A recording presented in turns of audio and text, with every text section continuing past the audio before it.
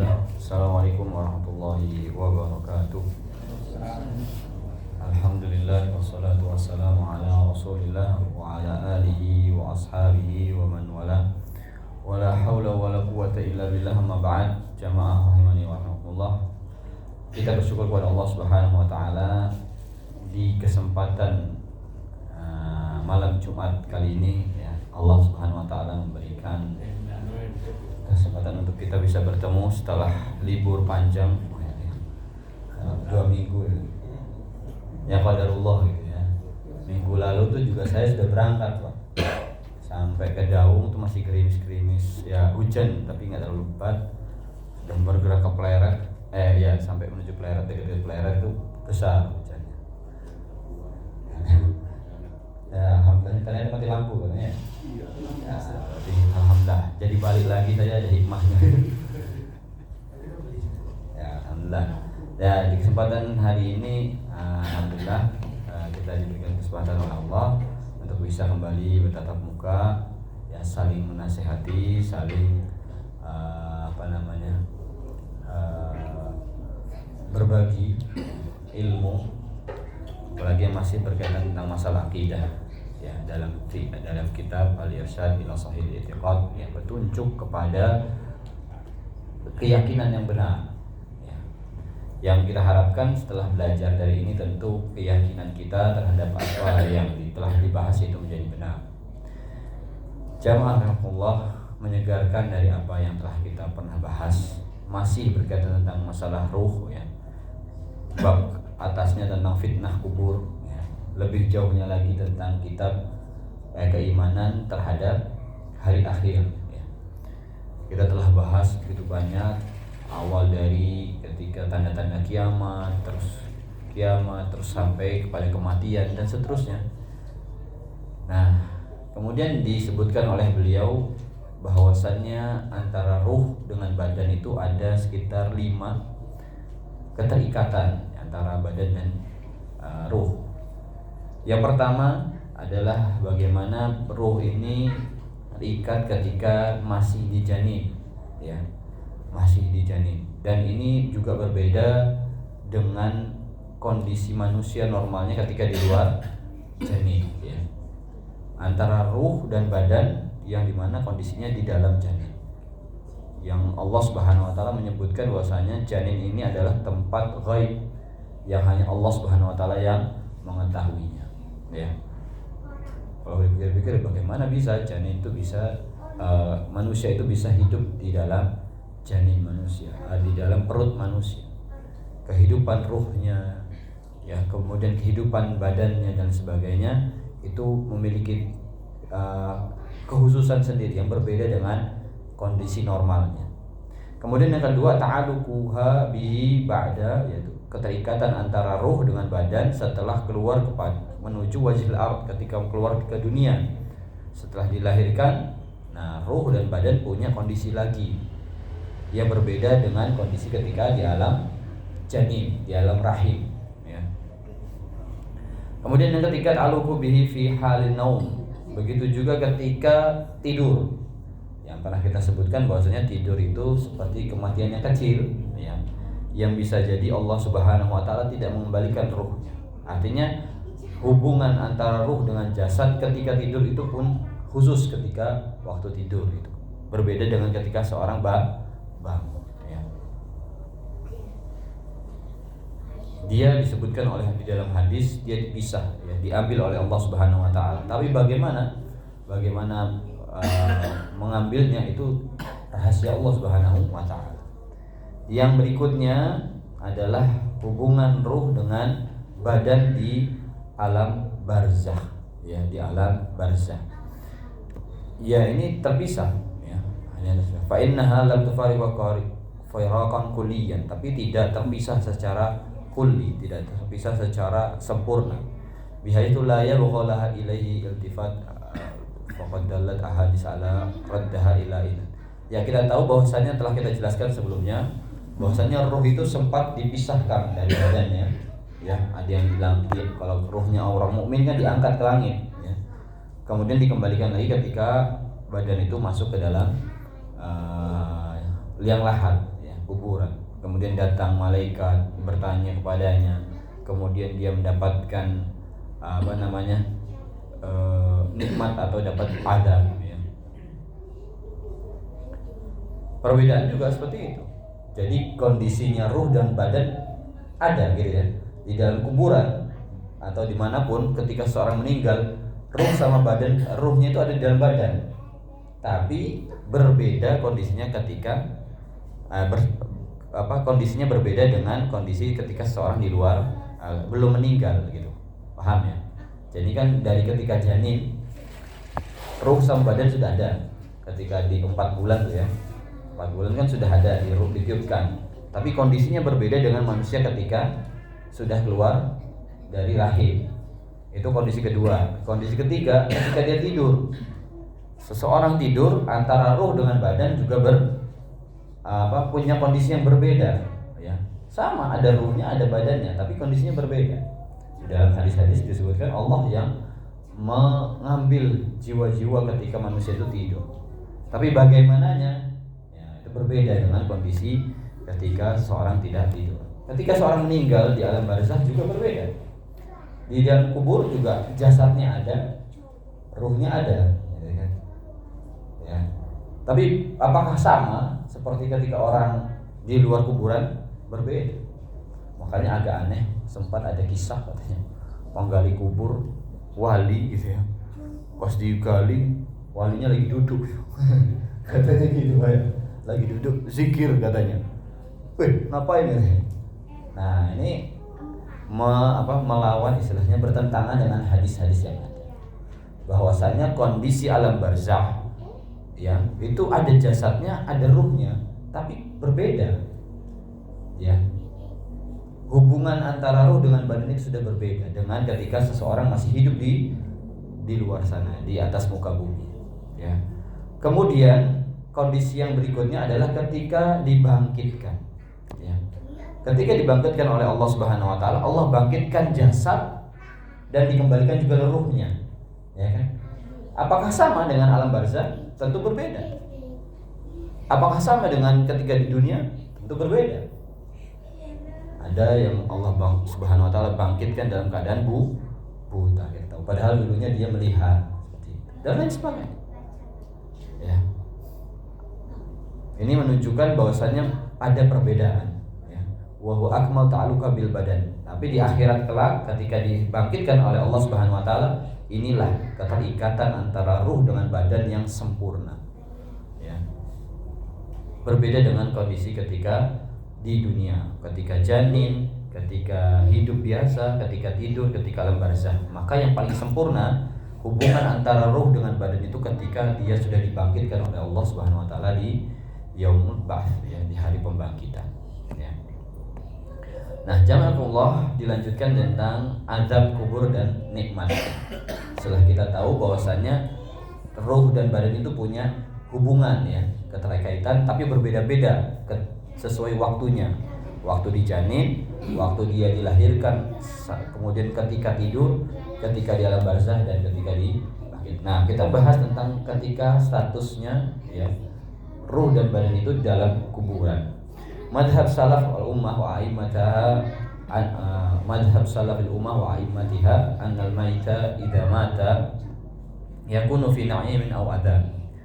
Bahwasanya ya, seseorang ketika meninggal dia antara dua, apakah dia mendapatkan nikmat atau akan mendapatkan adab. Perhatikan, wa anna dzalika yahsul li ruhihi wa badanihi. Baik nikmat maupun azabnya itu bisa didapatkan, dirasakan oleh siapa? Ruh dan badannya. Ruh atau jasadnya. Wa anna ruha tabqa ba'da mufaraqatil badan mun'amah au mu'adzabah. Bahwasannya ruh itu setelah terpisah dengan badannya, ketika meninggal kan terpisah ya, sempat dipisahkan dulu antara ruh dengan badan. Ketika malaikat maut itu mencabut, itu sempat dipisahkan dulu ruh dengan badan. Yang mana setelah itu baru dia dikembalikan ya, setelah apakah dia naik ke langit, dicatat di Iliyin ya, kemudian kembalikan lagi, atau dia tidak bisa tembus ke langit, kembalikan lagi, tapi kembali juga ya. Nah, maka roh itu bisa terpisah, dia mendapatkan nikmat atau mendapatkan adab. Wa anna tatasilu bil badan ahyana. Terkadang apa yang didapatkan roh itu bersambung dengan badannya.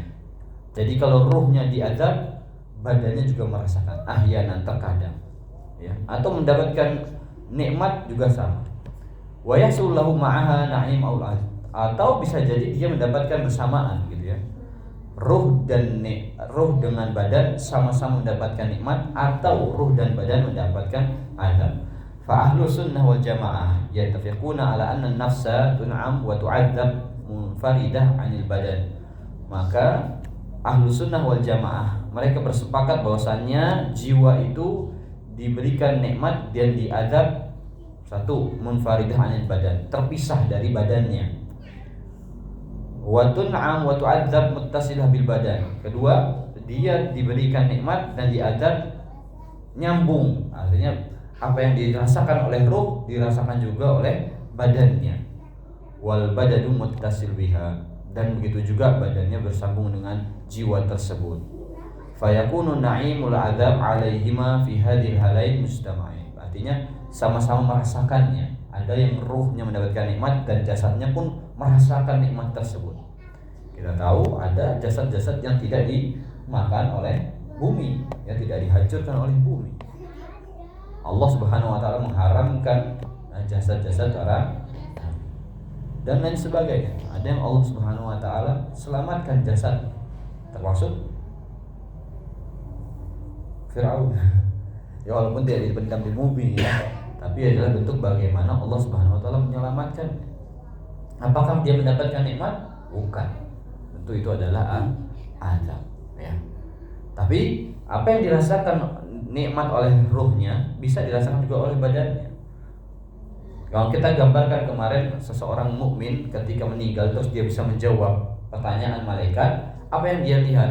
Kuburannya dilapangkan sejauh mata memandang, ya kan? Terkadang itu hanya ruhnya saja yang merasakan, tapi badannya hancur dihimpit oleh bumi. Bukan berarti kalau jasadnya terhimpit oleh bumi, wah ini apa namanya, mayat yang jelek gitu ya, mayat yang enggak, belum tentu. Seperti yang kita jelaskan tadi, bahwasanya terkadang ruhnya saja yang mendapatkan nikmat, tapi badannya hancur, mungkin terhimpit bumi. Tapi ada juga yang ruhnya dapat nikmat, jasadnya pun dijaga oleh Allah Subhanahu wa taala. Dan itu nyata. Ya. Cerita masyhur kalau yang biasa umroh gitu, yang haji, bahwasanya dulu kasusnya di Uhud, Pak ya.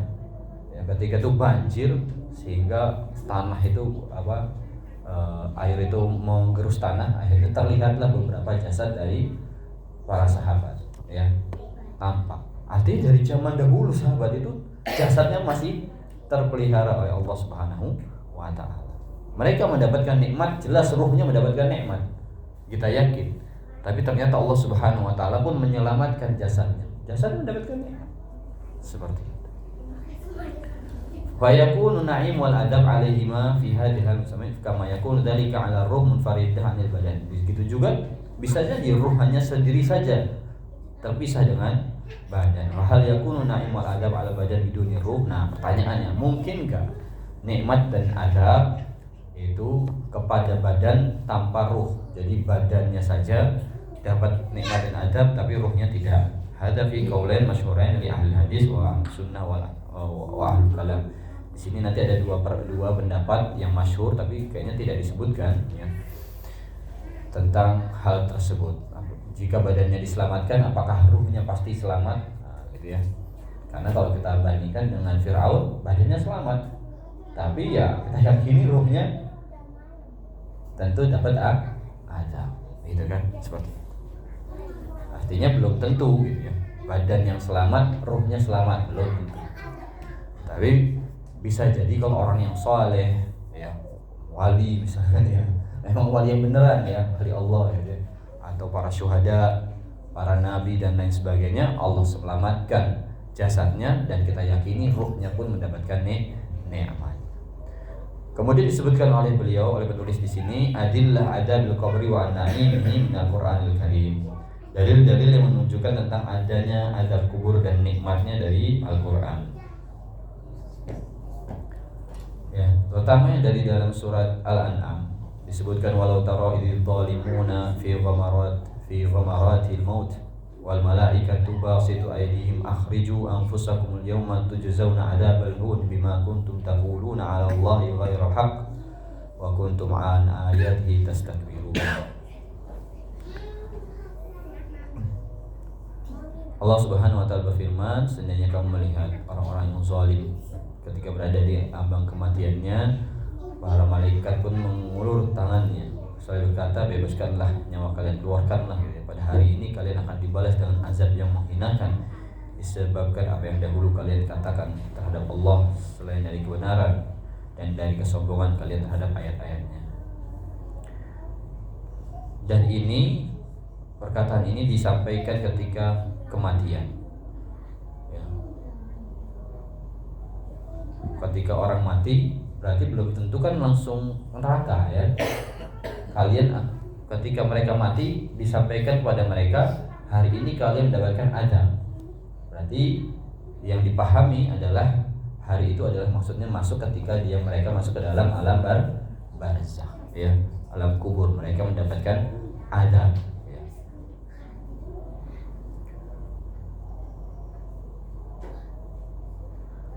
Dalil kedua kita lihat di sini, fadharhum hatta yulaqu yawmahum alladhi fihi yus'aqun yawma la yughni anhum kaiduhum shay'an wa hum wala hum yunsarun wa inna lil ladzina zalamu 'adzaban duna dzalik walakin aktsarahum la ya'lamun. Di sini disebutkan ada azab yang lain ya, yahtamil adzabuhum bil qatli wa ghairihi fid dunya, bahwasanya orang-orang zalim di sini mereka mendapatkan azab dengan diperangi atau dibunuh di dunia. Wa yuradu bihi adzabihim fil barzah. Begitu juga bisa dimaksudkan adalah azab mereka ketika di alam barzah. Dan inilah pendapat yang lebih terang ya, bahwasanya mereka mendapatkan azab sebelum nanti mereka akan mendapatkan azab lain, duna dzalik, mendapatkan azab yang lain. Artinya ketika seorang yang zalim meninggal, maka dia akan mendapatkan azab sebelum mendapatkan azab yang lain ya. Azab yang lain tentu adalah azab ketika di neraka ya. Maka azab yang sebelumnya yang dimaksudkan adalah alam barzakh dan seterusnya. Beberapa dalil sama menunjukkan hal demikian. Kemudian ada dalil dari sunnah.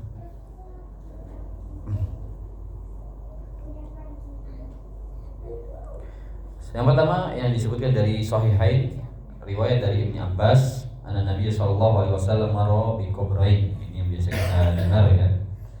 Ketika Nabi SAW melewati dua kuburan, apa yang dikatakan Nabi?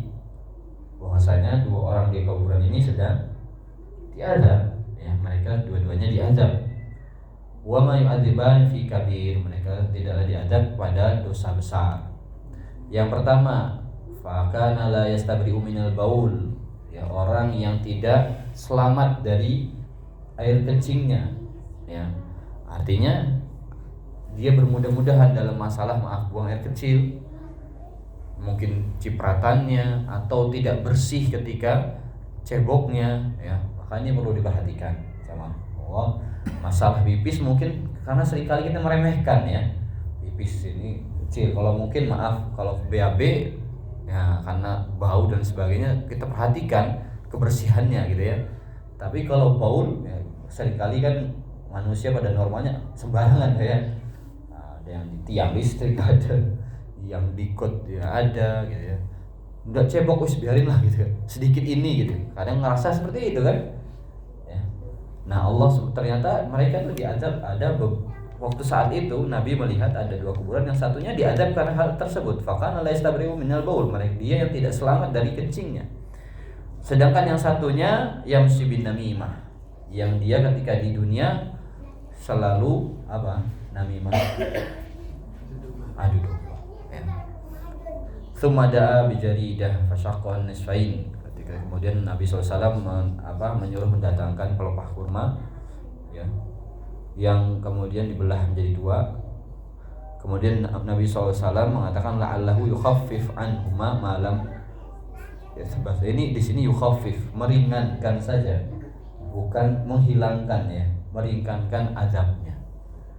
Dan ini khusus Nabi SAW ya, perlu diperhatikan ya. Kekhususan Nabi SAW. Jangan sampai ada pikiran, wah tahu keluarganya ini banyak dosanya, cari yang ukur, terus biar nanti diringankan. Jadi kalau sudah mulai kering, ganti yang baru lagi gitu. Enggak, ya. Ini kekhususan pada saat itu. Dan Nabi SAW pun tidak mengulangnya, ya, tidak mengulangi ketika kering diganti yang baru, enggak. Ya, dan ini hanya Nabi SAW, artinya tidak ada satu orang pun yang melakukan hal yang sama, baik dia ustadz, syekh, gus, habib, kiai, ya, tidak ada yang bisa melakukan yang sama. Apalagi titip, nih tulis nama saya, masukin, taruh di belakang mayit itu, tidak diazab dia. Atau yang tidak akan didatangi sama malaikat. Kalau datang malaikat kasih aja tulisannya ini, Masya Allah. Dan itu muncul Pak ya, beneran ya. Saya pun baru dengar itu di internet, walaupun kasus nyatanya belum saya lihat pasti gitu ya. Cuman saya lihat di ada yang menceritakannya kayak gitu. Tulis nama Habib Fulan. Luar biasa. Nabi SAW aja tidak bisa menghilangkan azab atau menolak dua malaikat. Ini kok bisa ya, manusia di bawah Nabi Muhammad SAW ya, kan tentu nggak ada yang lebih hebat daripada Nabi Muhammad. Hanya bisa gitu ya, mengatakan bisa terhindar dari azab atau terhindar dari pertanyaan dua malaikat. Luar biasa ya. Jamaah Allah, dari hadis tersebut maka jelas ada tentang azab di kuburan ya. Ini menguatkan bahwasanya di kuburan, di alam barzah itu ada azab. Kemudian di dalam Sahih Muslim disebutkan ketika Nabi Rasul SAW ya, berada di Bani Najjar, kemudian Nabi menunggangi tunggangannya dan para sahabat bersamanya. Tiba-tiba tunggangan Nabi di bawah itu menyimpang dari jalurnya dan hampir menjatuhkan Nabi SAW. Kemudian Nabi SAW melihat beberapa kuburan, ada yang menyebutnya 6, ada yang 5, ada yang 4. Dalam beberapa riwayat, arti di sini ada keraguan dari periwayat. Terus ditanya oleh Nabi, siapakah yang tahu penghuni kuburan ini? Kemudian ada seorang yang berkata, saya tahu. Beliau bertanya, kapan orang-orang ini meninggal? Beliau menjawab, mereka meninggal ketika dalam musyrik. Maka Nabi SAW menyebutkan umat ini akan diuji di kuburan mereka. Seandainya kalian tidak berhenti menguburkan orang mati kalian,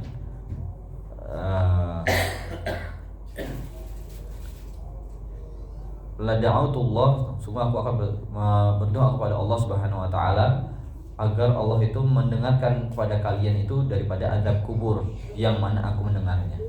Artinya Nabi SAW punya mukjizat atau kelebihan, Nabi mampu mendengar azab kubur ya. Dan Nabi pernah menyebutkan, jika saja kalian mendengar apa yang aku dengar gitu ya, tentu kalian akan banyak menangis dan sedikit tertawa. Itu saking mengerikannya Pak ya. Dulu sempat ramai Pak, tahun 2000-an itu rekaman katanya dari perut bumi gitu ya.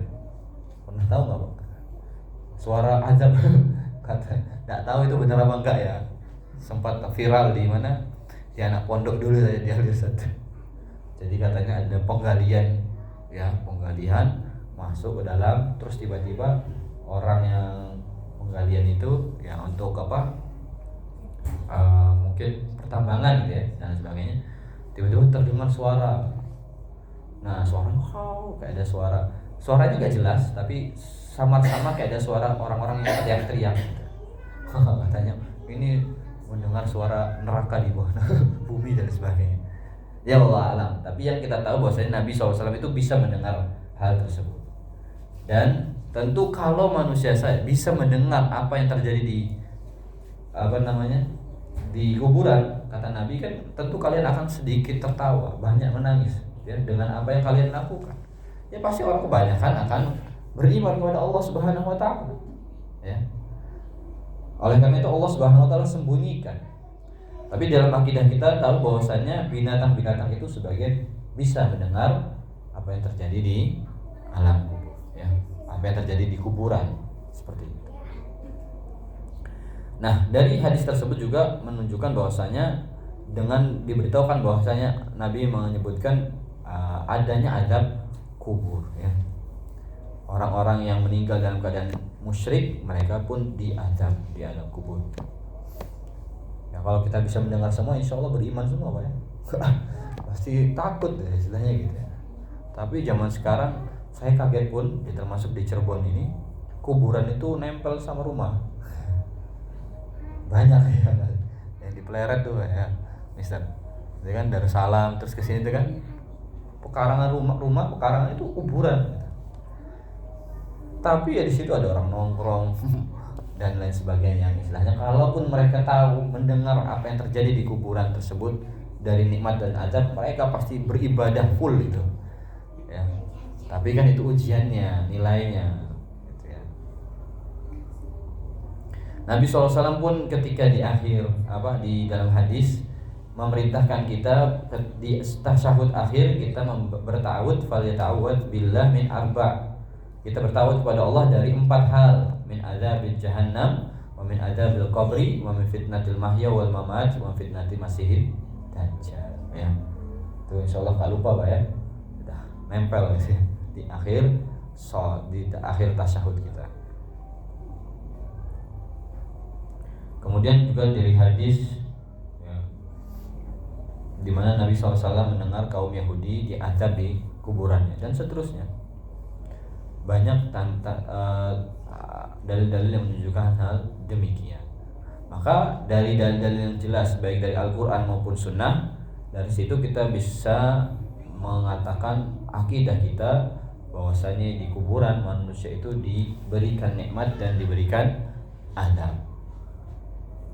Hasilnya harusnya orang yang sudah tahu dengan apa yang akan didapatkannya, itu dia akan mempersiapkannya. Berbeda dengan orang yang tidak belajar atau belum belajar atau sudah belajar tapi tidak meyakininya. Tentu dia akan santai-santai saja gitu ya. Kadang kalau kita ini di kuburan tuh ada orang yang sudah terbiasa dengan kuburan. Jadi ya santai aja banyak. Maaf ya, mau taat, mau maksiat udah bukan hal yang menakutkan. Kalau beda kalau kita yang tidak tinggal di sekitar kuburan masih sesuatu yang menakutkan. Walaupun kecil takutnya sama hantu. Kalau sudah agak besar takutnya mati, kayak takut aduh kalau saya sudah pindah ke situ gimana gitu kan pikirannya ya. Kerjaan saya, istri saya, anak saya gitu kan pikirannya gitu. Kalau masih kecil ya takut ada pocong. Kalau sudah besar-besar insyaallah nggak ada Pak ya. Nah, bahaya nih kalau sudah besar-besar masih takut hantu. Luas masih kecil aja cukup ya. Ya, kalau yang dewasa seperti itu. Tapi seperti kaidah ya, kathratul masas tumitun ihsas. Ya, kok enggak salah ya. Kaidah umum semakin banyak disentuh atau istilahnya semakin banyak terpapar itu akan mematikan ihsas. Sensitivitas. Ya, itu berlaku untuk banyak hal, Pak. Ya, semakin banyak semakin hilang. Orang semakin terbiasa terkena panas di misalnya pandai besi itu Pak, sama api sudah biasa, jadi mematikan ihsas, sensi kulitnya mati. Dalam masalah ibadah sama Pak, kalau kita nggak biasa memperhatikan hati kita terbiasa sholat ya kan? Kita sudah terbiasa sholat, azan sholat. Akhirnya orang tidak susah khusyuknya. Kenapa? Karena sudah terbiasa gitu, kegiatan yang membiasakan gitu. Dulu di Madinah juga sama Pak, dan itu terjadi pada saya juga gitu. Awal-awal sampai di Madinah, awalnya ke Bapak umroh Pak ya, seneng banget Masjid Nabawi atau ke Makkah, Masjid Haram, seneng. Setiap waktu sholat kalau bisa di masjid. Semakin setahun, 2 tahun ya sudah. Apa salat di masjid kampus saja gitu. Salat di masjid kampung saja. Seperti itu. Sudah biasa dan kita enggak aneh. Orang Saudi pun mereka kok enggak setiap hari bisa mereka enggak ke Masjid Nabawi padahal rumahnya di Madinah. Misalkan atau di Mekah, ya enggak? Orang yang terbiasa umroh misalkan, biasa jadi pembimbing haji, pembimbing umroh. Pertama kali sampai nangis-nangis Pak, kalau jamaah itu Pak ya. Kalau haji sekali, umroh sekali, pertama bisa nangis-nangis Pak. Umroh berikutnya nggak sama rasanya. Ya, karena sudah terbiasa. Seperti itu. Ya itulah ya. Maka kalau orang sudah terbiasa juga melihat kuburan, sudah biasa, jadi dia terkadang mematikan sensitivitasnya bahwasanya kelak dia akan berada di situ gitu. Bagi kita yang mungkin jauh dari kuburan, ya mungkin ketika menguburkan saudara kita atau kerabat tetangga kita masih teringat gitu ya, masih tergetar hati kita untuk itu ya. Seperti itu. Begitu juga dengan hal-hal yang lainnya. Makanya ada jeda-jedanya gitu ya. Kalau bisa nasihat ya, dan lain sebagainya. Sholat pun makanya para ulama selalu membahas ketika kita beribadah kepada Allah Subhanahu wa taala, jadi dunia selalu perbarui niat kita kepada Allah Subhanahu wa taala. Jangan sampai dalam pembahasan hadis niat tuh, usahakan kita dari setiap amalan kita itu berusaha memikirkan niatnya dulu, mengingat-ingat niatnya dulu sebelum beramal. Karena bisa jadi refleks kok ya. Betapa banyak anak kecil dan adik-adik yang biasa sudah dibangunkan ketika sholat Pak. Ketika azan udah refleks dia bangun, wudhu, sholat. Tapi bisa jadi hatinya kosong atau hatinya lalai, ya seperti itu. Nah, maka dengan apa yang kita pelajari, ya sering ketika kita berziarah atau kita mengantarkan saudara kita ke kuburan, itu mengingatkan kepada kita bahwasanya kelak kita akan datang ke sana, tinggal di sana, dan pasti mendapatkan nikmat atau azab. Maka apa yang kita persiapkan ya di kehidupan ini ketika kita masih di luar daripada kuburan,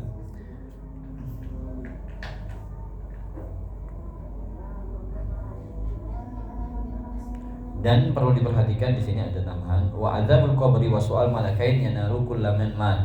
Bahwasanya baik azab kubur maupun pertanyaan malaikat ini tetap diberikan kepada siapapun yang meninggal, walau lam yudfan, walaupun dia tidak